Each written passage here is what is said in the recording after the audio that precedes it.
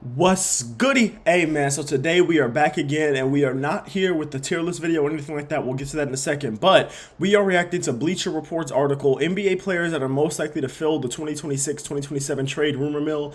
I'm very interested to see what kind of names they have in this article because I have a lot of names that are on the top of my mind, especially I feel like a lot of these guys are some guys that are like an archetype of player that contenders need, but they're on a really bad team. So I feel like there are a lot of guys on this cover photo that are on the Pelicans team, you know what I mean? Like that could be traded this offseason, like a Zion, like a Trey Murphy, like a Herb Jones, even like a DeJounte Murray. So I'm interested to see if maybe they just have like the whole Pelican starting five on here or anything like that. But back to the tier list. Listen, y'all were expecting a tier list last week. My bad. My bad. My bad. Buck stops with me. My bad. But listen, I switched gears. So instead of doing a tier list, because I was writing a script for that and I was trying to rank all these teams, and I felt like there was so much nuance between these teams that I was almost like, with every single team I talked about, I felt like I was comparing them to another team rather than really talking about that team and what I like about that team and what I don't like about that team. So what I'm doing instead is I'm doing a ranking of 1 through 30 for all 30 NBA teams, and I have already got the script more than halfway done for that. That is a video that will be out this week, so look forward to that. So instead of an NBA tier list, we're doing an NBA ranking of all 30 teams 1 through 30. Okay.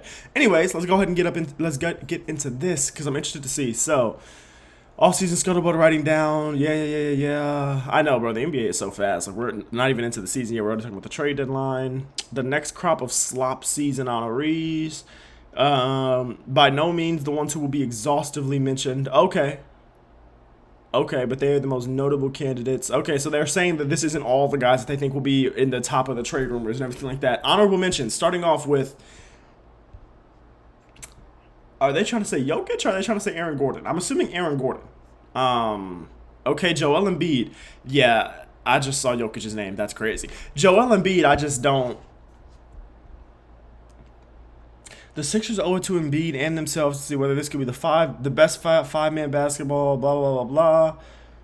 If Embiid's knees can't hold up, or if he plays like a fraction of his former self, how many picks must they attack? See, here's my thing. First of all, the last time we saw Embiid in that series versus Boston, they literally couldn't do anything with him. So I do not expect for Embiid to look like a fraction of himself. Now, don't get me wrong. If he plays healthy, I'm not going to sit here and pretend and predict he's going to be the MVP like he was in the last season in which he was fully healthy, but I don't think the Sixers should really be worried about him being a fraction of his former self, because the last time we saw him, he was playing half hurt and he still looked phenomenal, or he still looked very good in that series and was the reason why the Sixers, or was a big part of the reason why the Sixers came back from down 3-1 in that series. So I don't really think Joel Embiid's getting traded this season, and the same thing especially with Nikola Jokic, bro. I feel like we're losing the plot a little bit with that one, because, like, don't get me wrong. Denver has problems. Jokic has been among the superstars who would never request a trade or do anything that would compel the Nuggets. Yeah.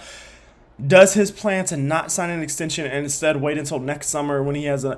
I mean, it could, don't get me wrong. I think this is more of a him putting pressure on the organization rather than a him really thinking about getting traded or wanting to be traded or anything like that.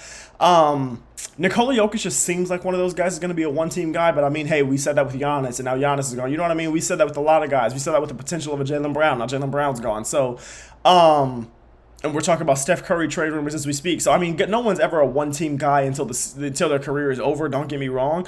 But Nikola Jokic seems like it's close to a one-team guy, as we've pretty much got left in this league outside of, like, a Stephen Curry, a Jason Tatum, those type of guys. And I think, I don't know. I mean, I feel like the toughest thing for the Nuggets right now is they can't afford anyone else. But it's just like, how long are these contracts on their books? Like, how many years do they have until it's like, okay, boom, the only guy on the contract that we really care about is Jokic, and now we can just kind of build the team. Like, they still have a couple years for that? Is that something that they really never line their books up to?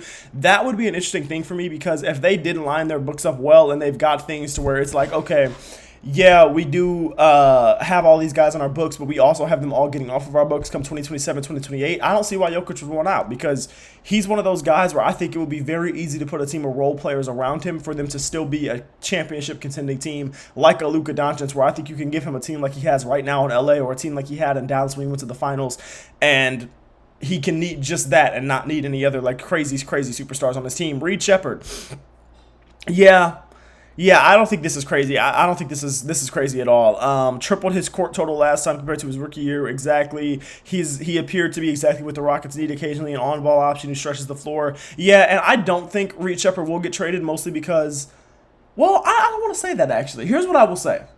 I don't think trading Reed Shepard would be the best idea unless you're getting someone that could really help you win a championship right now. Because when I look at Reed Shepard, please don't get me wrong, he wasn't great in that playoff series, and he hasn't been, you know what I mean, third overall pick worthy or anything like that. But I do see a guy who can score, who can shoot, who has confidence. And I think the confidence and his willingness to shoot is one of the biggest things that I see about him. Now, he's not always making it yet, but I mean, at a certain point in time, if those shots start to fall at a pretty efficient rate with the confidence in which he shoots them, I think Reed Shepard could be a guy that could be pretty decent in this league. So I can understand, though, why the Rockets might want to trade him, right? You traded for Kevin Durant. You're not trying to develop young guys. You're trying to win right now. That's why you traded for Kevin Durant. So I could see you saying, hey, we're trying to develop enough young guys. Reed Shepard's not a priority right now. We would definitely be willing to trade Reed Shepard if it would mean bringing a championship to Houston, obviously. So that's not a bad one. Now, we get to the first real ones. This is Anthony Davis of the Washington Wizards. I completely agree, especially if he doesn't want to be here anymore, which it seems like he kind of just didn't once he got traded here. He becomes eligible on August 6th to sign a 4-year extension, which I do not think he's getting that. That would be, if the Washington Wizards signed a, 31-year-old Anthony Davis to 4 years, $272.8 million, would just be the most Wizards move of all time. Yeah, like they said here, you don't expect them to do that. The Hawks just gave Trae Young $12.8 million. Yeah, but Trae Young hasn't had the injury concerns of Anthony Davis, and he also isn't as old as Anthony Davis quite. So I don't think it's quite a one-to-one comparison. Assuming he doesn't get an extension, he's going to live in the rumor mill. That's 100% true. Yeah, but even if they're not looking to move him right now, eventually, if he just is unhappy, eventually, if he's just not really wanting to play for you, if he's injured and he kind of drags it out because he just doesn't want to play with you, you're going to be looking to trade him because y'all didn't trade for Anthony Davis to be in a bad position where he's now holding out or whatever. Y'all didn't do that. So I do think the Wizards would be willing to trade him if he really just really didn't want to be there. But what are some teams that would really want Anthony Davis? I mean, there are teams, right? Like, if you're the Mavericks, do you really want Anthony Davis back after you just traded him? If you're the Warriors, yeah, I'm sure you want Anthony Davis, but what are you really giving up for Anthony Davis? I don't know. If you're a team like the Magic, I'm sure you want Anthony Davis, but what are you really giving up for Anthony Davis? If you're a team like the Raptors, yeah, ooh. I mean, they're not going to take quickly, because they have Trae Young and they have young guards, so why would they take quickly from us? I don't know. I just feel like, yeah, and I'm not giving you Scotty, I'm not giving you Kawhi, I'm not giving you CMB, and I'm assuming they would want CMB in that trade. I'm not trading CMB for Anthony Davis. So, yeah, I don't know. It would just be interesting. I would be interested to see what type of teams would want an Anthony Davis. Could we see maybe the Pacers going after him or something like that? I could see that happening. Or the Celtics, but the Celtics, who do they really have to trade for an Anthony Davis? Because I'm assuming the Wizards aren't going to want like a Paul George or anything like that. Yeah, I do think Anthony Davis's name will be one that's in a lot of trade talks this season, but at the same time, I just don't necessarily know what teams are out there that would be willing to trade for Anthony Davis and what the package would be for Anthony Davis. Because if you're telling me his value is super low, well, then that opens the conversation up for a ton of teams. So it just depends on his value, I guess, and also what he wants that extension to look like. Scoot Henderson and Shaedon Sharpe, yeah, I think the Ja Morant trade made these guys really expendable for the Portland Trailblazers, because you do have a log jam at that position, right? Not only do you have a Dame and a Ja, but you also have a Drew Holiday still. You know what I mean? On top of a Scoot Henderson and a Shaedon Sharpe, you just got rid of Anthony Simons, and now you have an even worse log jam at that position than you did when Anthony Simons was there. Scoot Henderson is a guy that I liked coming out of the G League Ignite and everything like that. I thought he would be a phenomenal young player. Hasn't quite lived up to that potential, even though he did show flashes in the playoffs last year and in the season last year looked better.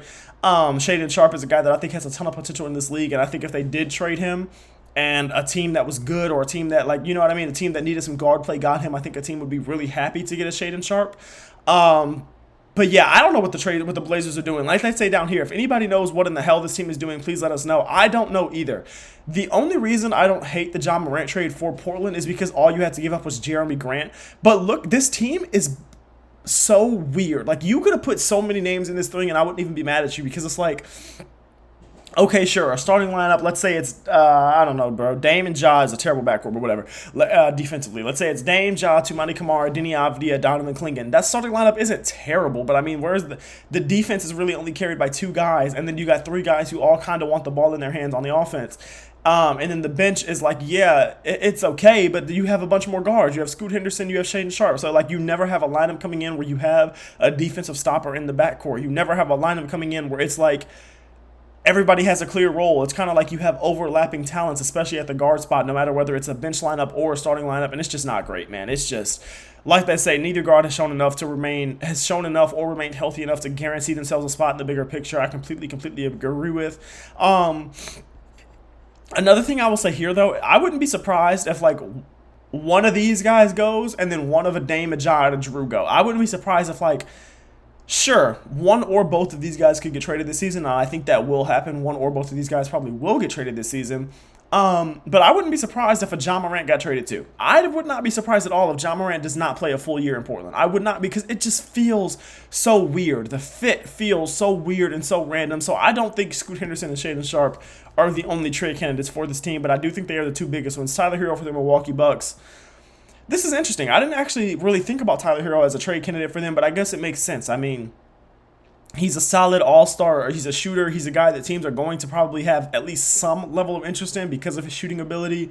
But I don't know. At the same time, I don't think he's going to be like a hot commodity around the league because, I mean, he just got into a fight with Bam, so that doesn't speak too well for the locker room stuff. And the Twitter pillow talking doesn't speak too well for the locker room stuff. And he's also, yeah, a former all-star, but I don't think any of us are looking at him as like a real all-star or anything like that.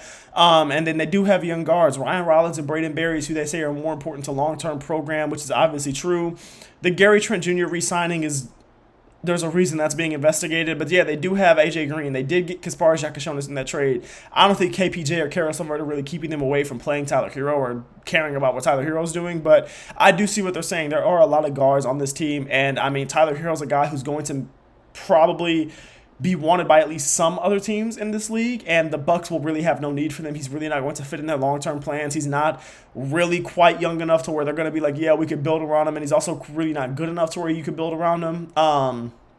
So yeah, I wouldn't be surprised, but also I wouldn't be surprised if he stayed on the Bucks either. Also, just because I feel like this could very well end up being one of those situations where it's like, yeah, teams want him, but they don't want him as much as the Bucks want them to. So the packages that they're trying to get for him just aren't as great, and they end up selling him, trading him away for a package that is maybe a little underwhelming. So I don't know. I could see him staying on the Bucks at the same time.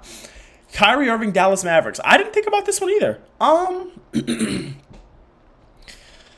Yeah, it's definitely possible, especially with this being a younger team that's trying to build around Cooper Flag. But when I look at a team trying to build around Cooper Flag, I don't really think of Kyrie Irving, at least a healthy version of Kyrie Irving, is really taking away from that. I think he is a guy that could play well alongside Cooper Flag, and I think he's a guy that could be on the court and doing Kyrie Irving things while Cooper Flag still develops in the way that you want him to. But I mean, I feel you. It's like he's an older guard coming off of an ACL injury. You know what I mean? So it is, yeah, coming into his age 34 season, coming off of an ACL injury with a player option. So his value is not going to be super high. He's making a good amount of money. He's going to be needing a new contract. So yeah, his value probably isn't super high. But I don't think Kyrie Irving's a bad player. Like even coming off, I mean, we have to see how he is coming off the ACL, but I don't expect him to be just some bum. Now, Kyrie Irving is a guy who relies on shiftiness, who relies on his speed and everything like that. So if that shiftiness and if that speed is a little bit gone, maybe Kyrie Irving's not as good of a player as he was before, and he could definitely get traded. But this is another thing where the value matters, right? Like, are the Wizards or is Masai Ujiri and the Dallas Mavericks, are they just going to be willing to trade Kyrie Irving just to trade him and get young players or get draft picks or whatever? Because you're probably not going to get 2-3 first-round picks for Kyrie Irving. You're just probably not going to at this age, given the injury, given the contract that he's going to be looking for and everything like that. You're probably just not going to get a crazy amount of first-round picks, and you're probably not going to get a crazy amount of young talent. So I could see them just keeping him, but at the same time, I could also see them saying, yeah, hey, we love you, Kyrie, but you don't really fit into our long-term plans here. We're going to trade you, get some more young guys, get some more draft capital to try to build this team as much as we can around Cooper Flag. I could see that. But my whole thing is, like I said, I don't think Kyrie Irving being there, being healthy and playing the way he plays, or at least the way he's played throughout his career, really takes away that much from Cooper Flag.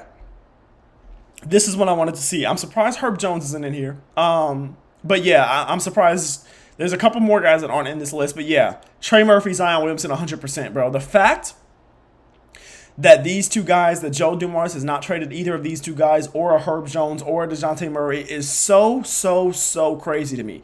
You look at this team, and we've seen this team a couple different iterations, a couple different versions where they have a couple different point guards, centers, whatever, a different coach. We've seen this team with different things, and it's like, they're just not good. Like, the ceiling of this team just is very low. We know that the floor of this team is like the worst team in the league, and we know that the ceiling is like, yeah, the play-in.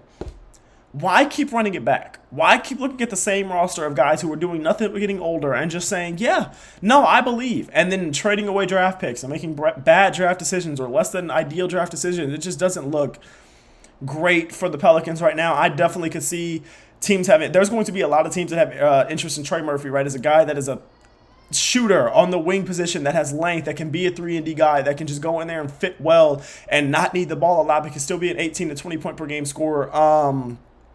Trey Murphy is a guy that teams like the Detroit Pistons, just teams like Golden State, like there will be teams that have interest in a Trey Murphy III. I think there will be a lot of teams, especially a lot of good teams that have interest in Trey Murphy. And Zion Williams is not a bad player, right? He's a guy that is pretty much an unstoppable force around the rim. You know he's going to shoot his 60% from around the rim. You know he's going to be one of the best paint finishers, the best rim attackers in the league. So there will always be something there. He's coming off of a healthy season. He's a guy that he's a good power forward in this league. Like, he's not a bad player in spite of what people may be telling you about, in spite of how the national media may talk about him. He is not a bad player, and when he's healthy, he is a guy that can offer you a lot. But, I mean, in today's modern NBA, it's tough, right? Because he's not a guy that passes phenomenally well. He's not a guy that stretches the floor. He's not a guy that defends phenomenally well. He's not a guy that has a ton of size when it comes to the height, the length, and everything like that.